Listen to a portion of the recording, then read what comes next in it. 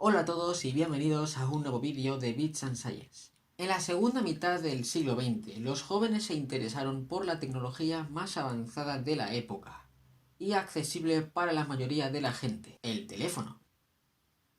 No, este no, este.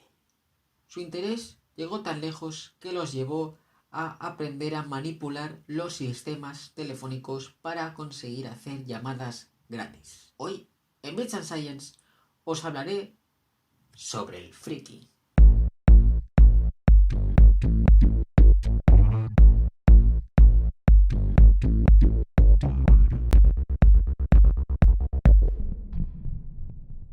Vayámonos un poco atrás en el tiempo para entender todo esto. Hace muchos años, en España no tanto, cuando llamabas por teléfono, tu llamada pasaba por una centralita en la que una mujer, la telefonista, hacía de intermediaria, de forma que tú no llamabas directamente a tu destinatario, sino que ella tenía que atar la línea.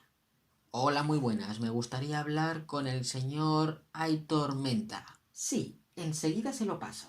Y más tarde, al acabar la Segunda Guerra Mundial en Estados Unidos, las telefonistas fueron sustituidas por conmutadores automáticos, que se basaban en la electromecánica, cuya base es el relé. Esto es un relé. Es un interruptor con una bobina por la que pasa una corriente, que genera un campo magnético y cambia el estado de unos contactos. El equivalente al relé en electrónica es el transistor, del que hablaré más adelante en otro vídeo. Pero es que además en esta época muchas tecnologías utilizaban la comunicación mediante tonos, mediante sonido. Ya lo comenté en el vídeo anterior en el que dije que los videojuegos podían transmitirse por la radio en forma de sonido. Los primeros mandos a distancia para la tele funcionaban con ultrasonidos. Y ahora veréis cómo el teléfono también se basaba en los tonos. Empecemos por el marcador por tonos. Esto es un teléfono de los años 90. Si yo quiero llamar por teléfono y marco, por ejemplo, el número 5, que rima con ornitorrinco, claro, obviamente con el teléfono descolgado, por estar en esta columna y en esta fila se van a emitir dos tonos diferentes al mismo tiempo. Por estar en la columna se van a emitir 1336 hercios. Y por estar en esta fila, 770 hercios. Estas dos frecuencias se suman, pero no en plan 3 más 2 igual a 5. Esta nueva señal se convierte en una señal eléctrica que viaja por el mismo cable por el que hablas, o sea, por aquí. Que esto va, pues, luego por aquí. Y esta señal llega hasta la centralita, donde el conmutador es capaz de filtrar la señal y separarla en sus dos frecuencias originales. Este teléfono, al ser de los 90, ya no utilizaba tonos audibles, pero sí señales eléctricas senoidales. Y en lugar de utilizar un filtro, actualmente se utiliza el algoritmo de Gödel. De hecho, si queréis, podéis habilitar el sonido para que cuando llaméis por teléfono suenen los diferentes tonos al pulsar los números. O la almohadilla y el asterisco, que también tienen sus tonos. Hasta ahora no hemos hablado de los flickers, pero ahora vamos a hablar de los 2600 hercios. Los 2600 hercios y en España los 2500 hercios fueron una frecuencia que los conmutadores captaban para reconocer que se había colgado un teléfono y que por lo tanto la línea ya estaba de nuevo lista para atender a otra llamada. Es decir, si yo cojo el teléfono, yo llamo, cuando cuelgo, fijaos en el gancho. Al bajar el teléfono voy a pulsar el gancho. El gancho va a emitir esa frecuencia y va a llegar a la centralita diciendo ha colgado. Pero ¿y si consiguiera emitir esa misma frecuencia sin colgar el teléfono? ¿Para qué me podría servir? Pues para hacer llamadas de largo alcance. Imaginad que yo en esta época quiero llamar a Madrid. Yo vivo en Valencia, así que la llamada va a ser más cara. Yo llamo a un número de aquí de Valencia. Como podéis ver, en los teléfonos de esta época no había una pantallita que te dijera quién te estaba llamando, así que si era importante, pues que volver a llamar. Así que yo, que soy de Valencia, llamo primero a un número local de mi ciudad o provincia. Prefijo 96. Termino de llamar a los números, mientras está sonando, cojo y emito esa frecuencia. Entonces la centralita dice, vale, ha colgado. Ahora, lo que puedo hacer es marcar un número de Madrid con el prefijo 91, claro. 91, todos los números. ¿Y qué va a pasar? Pues que la llamada me la va a cobrar como si fuera local, que va a ser más barata que una llamada real de Valencia a Madrid. Porque el conmutador, cuando he emitido la frecuencia de 2500 Hz, ha pensado que he colgado. Pero no he bajado el teléfono, así que de alguna forma he conseguido llamar a otro lugar sin haber pagado la llamada. En Estados Unidos, esta frecuencia primero se consiguió recrear mediante un silbido.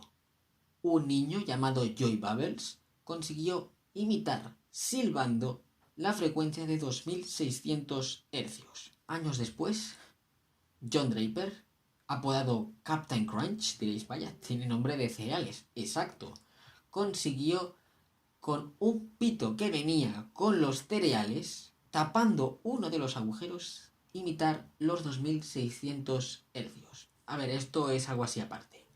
Cuando tú tocas un instrumento musical, si tapas todos los agujeros, tienes una columna de aire mayor, que por lo tanto te permite hacer sonidos más graves, porque al tener una columna mayor, el sonido viaja más despacio. Fijaos cómo suena un clarinete con los agujeros tapados.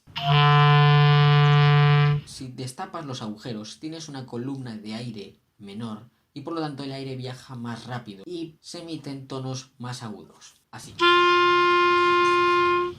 Y más tarde apareció la caja azul. La caja azul era un aparato capaz de imitar los 2600 hercios.